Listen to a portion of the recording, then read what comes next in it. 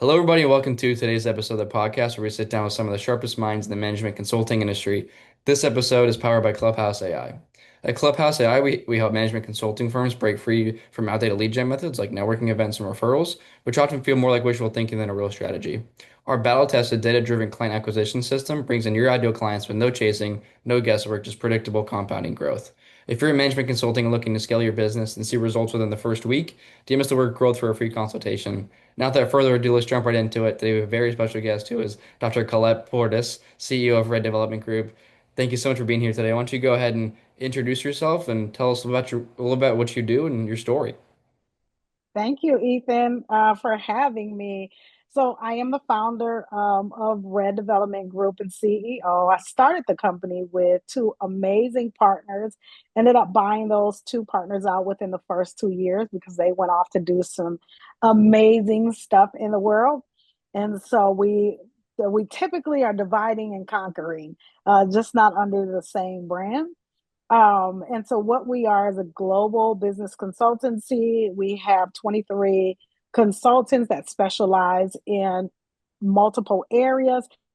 All have more than 20 years of experience. I myself have 32 years of experience, and my expertise is operations and strategy. But we have consultants in marketing, venture capital, and private equity, nonprofit management, and fundraising. You name it, we've got an expert that can support.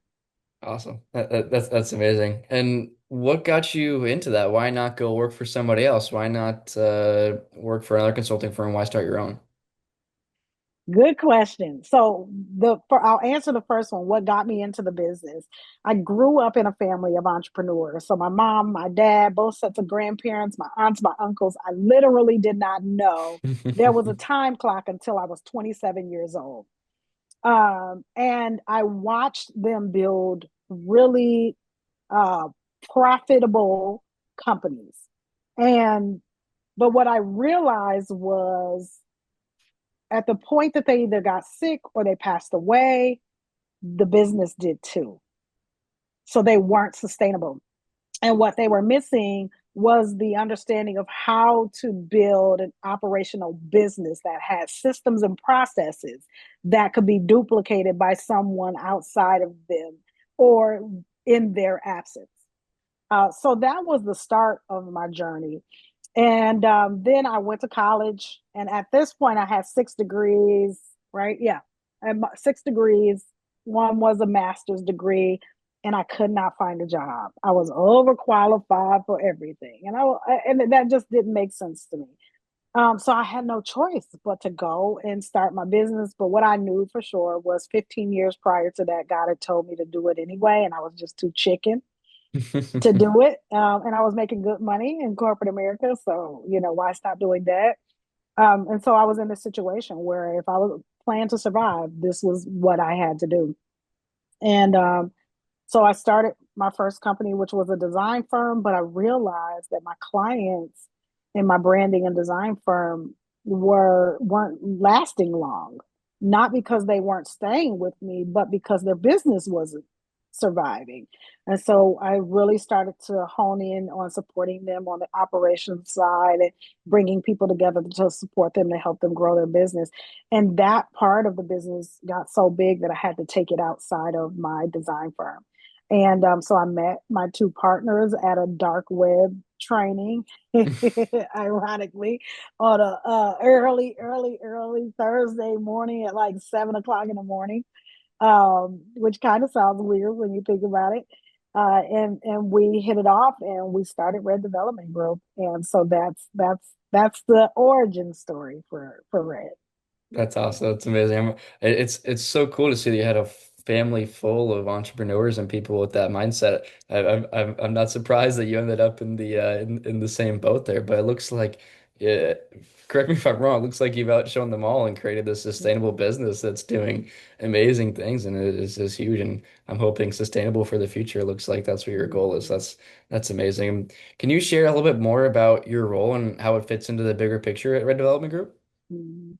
So, as a CEO at Red Development Group, it is extremely important. Now, remember, my My expertise is operations and strategy. So everything I do is about saving my family's companies.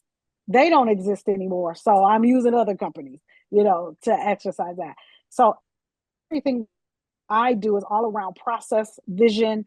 Are we operationally sound? Are we efficient and things like that? So I take my role as CEO seriously and understanding what that means. And then making sure that Red Development Group and our team is surrounded by a network of people who can really support us in doing amazing work, which is how I found, all of these consultants who really are like top of their industry, amazing consultants who are really making a big difference in business every single day. And so that's what I'm doing. My job is to oversee. And one of the things that I've learned about purpose, I'm going to give you this. I hadn't talked to anybody about it before, but I'm going to give this to you. There's 4 levels of purpose. I know I am functioning in mine. There's a story that I had 4 years old in the shop, he and my grandfather, and they're trying to solve some problem.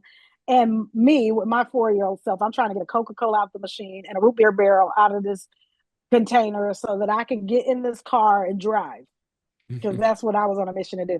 And my grandfather said something, and I, without turning around, and my friend, why don't you just said, and my grandfather goes, well, damn, that makes sense.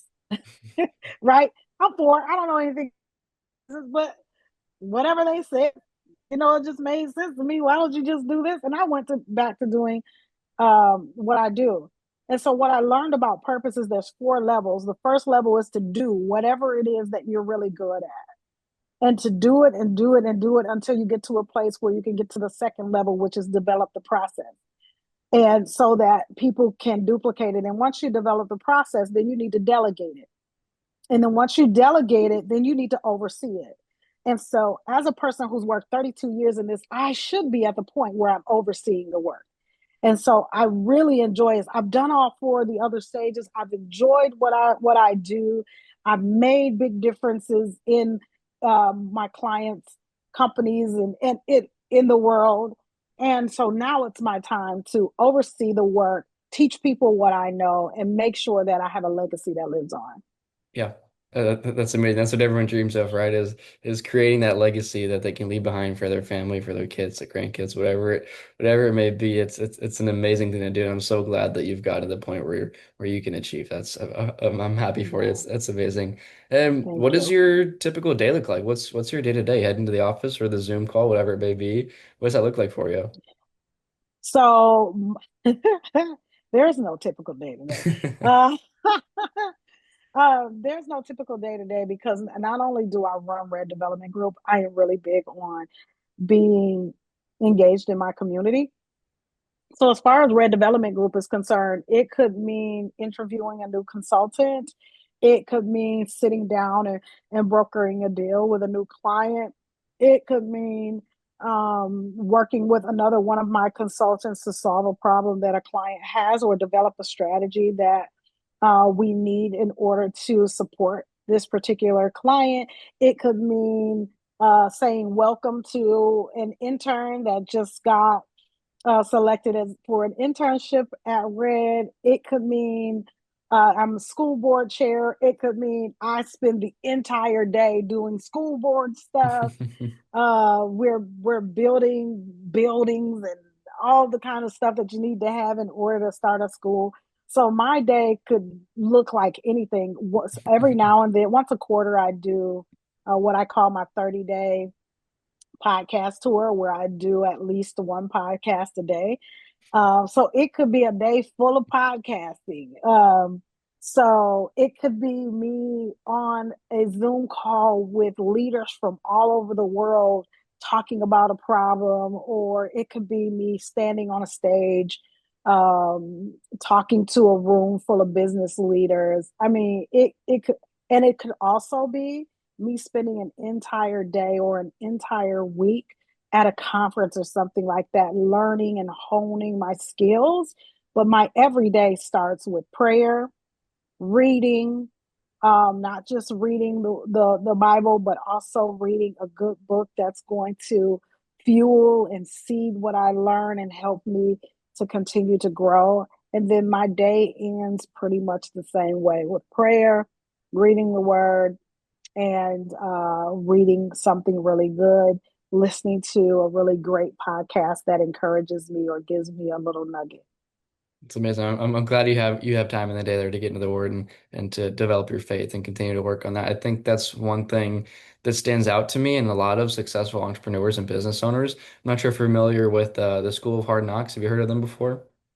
I have. Mhm. Yeah, he interviews a lot of different entrepreneurs and people that he finds typically in Miami or something. But a trend that I've seen a lot of them share is that they put their faith in the Lord and into what they want to do in their life, and they've reaped the rewards from that. And they make it their main priority over their business. That's helped them get to where they are today. And I think it's so important Mhm. for people like me and you to take good, not take advantage of that, but to lean into Yeah. that and to make that a priority in life. That's awesome. Well. Now that we kind of have a sense of who you are and what you do and how you've been successful, let's take a little step back and look at the industry as a whole and as your business. How is AI being such this huge trend and movement right now? How has that affected your business and your growth strategy? Ethan, what a good question. I just got off of a call with a young lady that I'm mentoring through Goldman Sachs has a program called Black in Business, and it's specific to Black female owned businesses. And so I mentor in that program. And all we did, she got on the,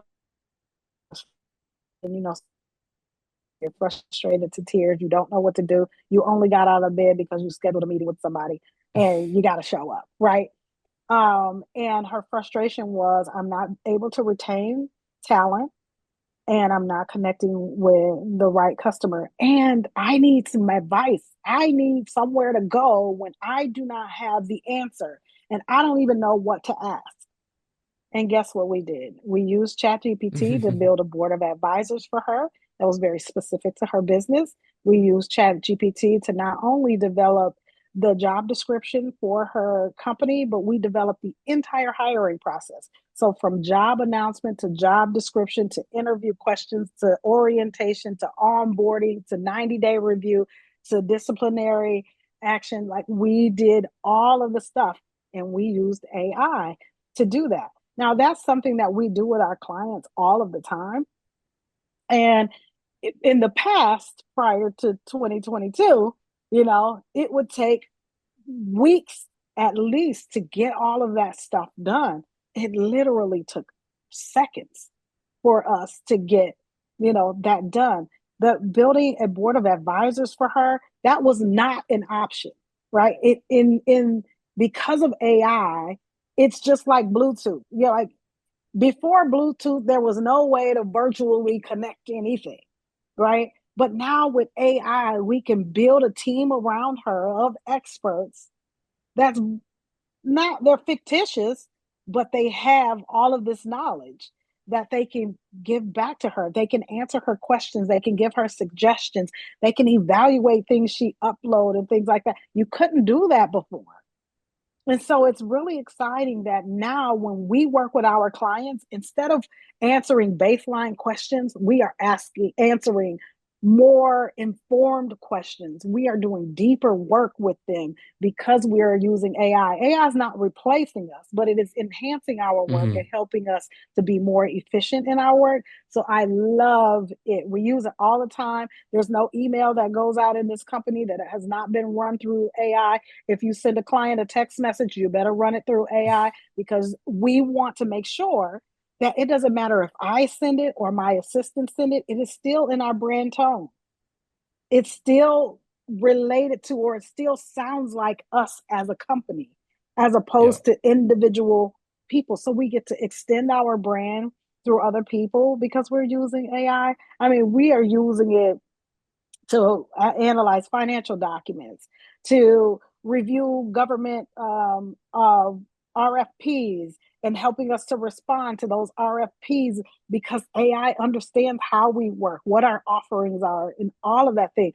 And it's shortening our time frames. And I love that the most because, of course, My expertise is operations and strategy, and my work really is to help us to be more efficient. Of course, yeah. I was before you said that, I was going to mention. I'm sure you love it because you mentioned before your job is to make the company more efficient and be better in the operations side. That's awesome, and I completely agree. I think AI is not here to take everyone's jobs, at least not yet, not for the next few years. It's here to, Right. like you said, be a tool and enhance your work and make you more efficient and do things you've never been able to do before. Now, since 2022, I'm sure the services that you can offer are 10x what they could have been before, and they're expedited as well because you have this immense amount of speed and save time now that you've used AI to be that board of experts and advisors, and you use it to automate processes and, like you said as well, to keep up that brand image and reputation and that voice throughout all of your messaging. I think that's amazing. It's going to build you this powerful brand that you've already created. That's awesome. I'm really happy about that. And off the back of that, what's really been key to your success? What's been working well for you, and what's also been frustrating? I think the key to our success is as a business owner, because we get, and it's a point of frustration, how we're at this place where it's now the key to our success. Frustration comes from a lot of, especially now, where so many people are having to pivot because of what's happening in our country and things like that. So many people are in this place where they have to frustrate when you're there and you don't know what to do, or you've got to figure it out all over again. Well, through that process of how do we make sure we stay connected to our client? Where is our client now? Can our client still afford to bring us on as a partner in their business? All of that stuff has gotten us to this place now. Understand that our client is not our source. They're not. So we approach our clients differently. Our client is not our source, and we have no desire to work with the people who will figure it out. If that's the mindset that they have, I'll figure it out, then you don't really need us. So we know that the client is not our source, God's our source. Hmm. And God uses people to distribute his resources. And so if I know that, then when I approach a client, I'm not desperate to get this client. Oh my God, I really need you. No, I'm here. What we have to offer you is a gift that God has given us to allow us to. Are you accepting of it? Do you want it? Do you see it as valuable? If the answer is yes, amazing. We are going to come and we're going to do a stellar job for you. If the answer is no, that is fine. In your life, you are just not ready yet to connect with the people who already figured it out and who already know how to do it. And with and you're still in the place where you're going to try and figure it out, and that's okay, because we're all at different levels, but it allowed us to open our eyes to see where should we really be and who should we really be looking for, and how who is it that we really need to be spending our time with, because there's only one invaluable thing on the earth, and that is time. We you can't get more of it. There's no way to buy it. You can't inherit more of it. It's time. And so a lot of times people say time is money. No, it's not. I can go to the bank and get some more money. I can sell something to get some more money. So time is absolutely not money. Time can allow you to make money, yes, but time is not money. Time is time. It is an invaluable asset.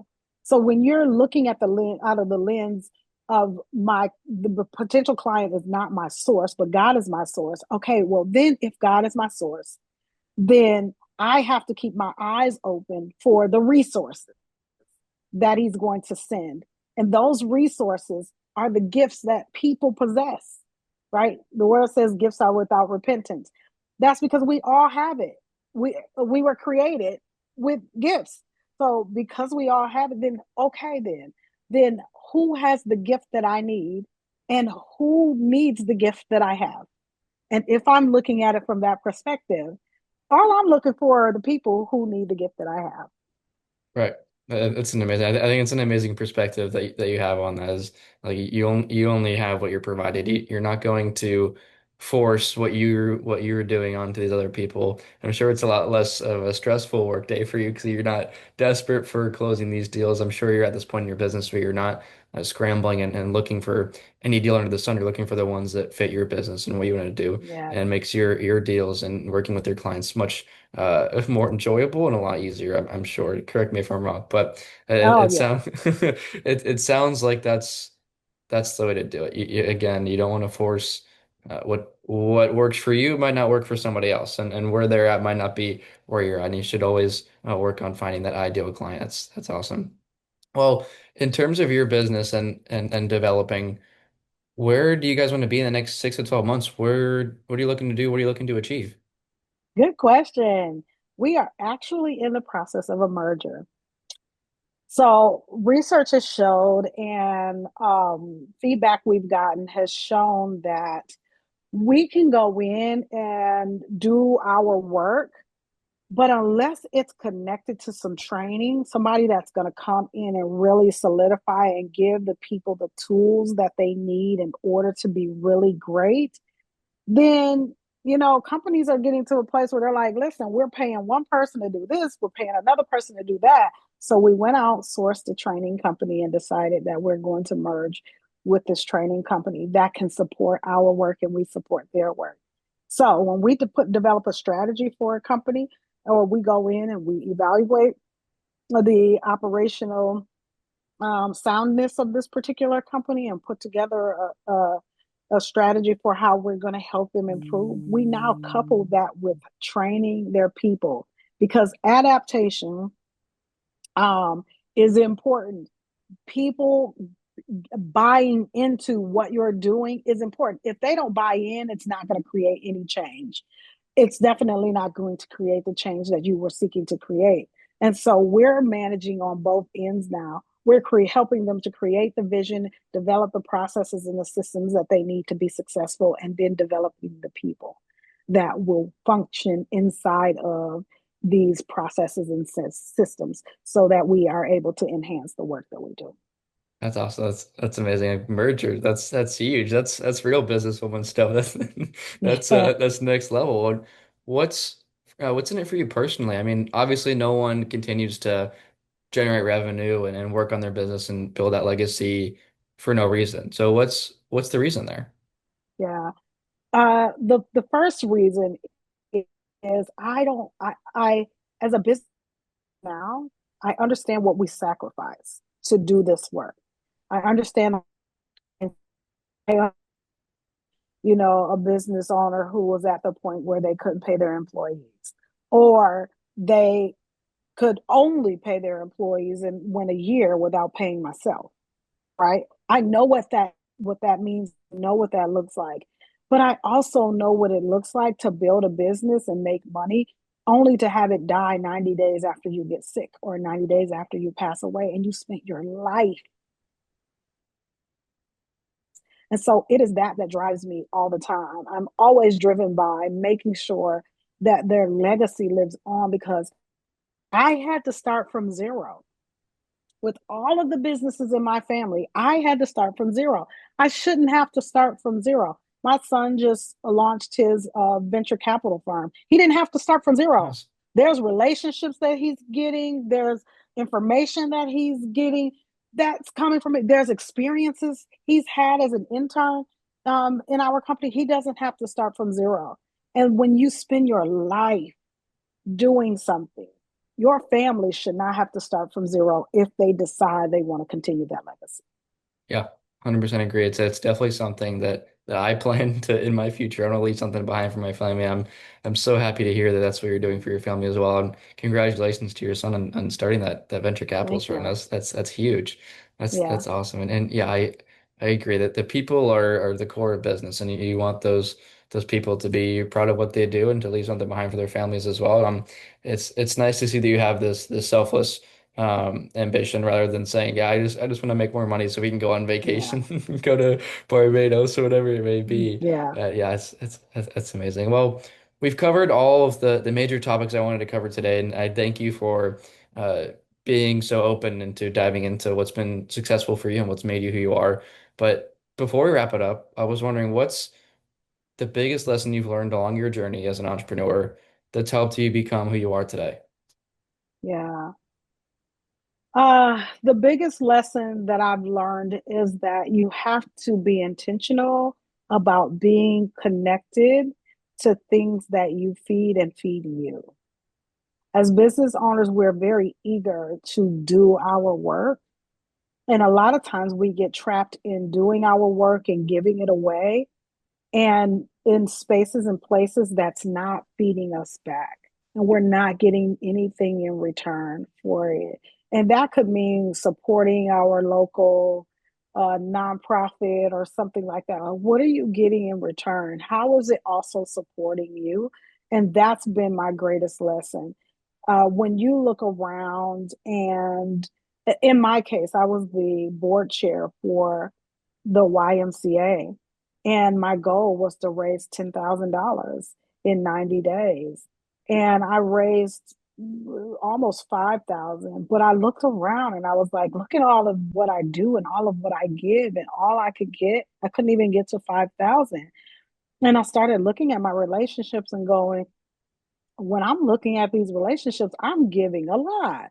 And what am I getting? I couldn't count up what I was getting in return, to the point where I would actually get on the phone with folks and go, "Hey, tell me, how I've impacted your life, your business, the things that you do." And they would rattle all these things off, and I would go, "Can you tell me how you've impacted mine?"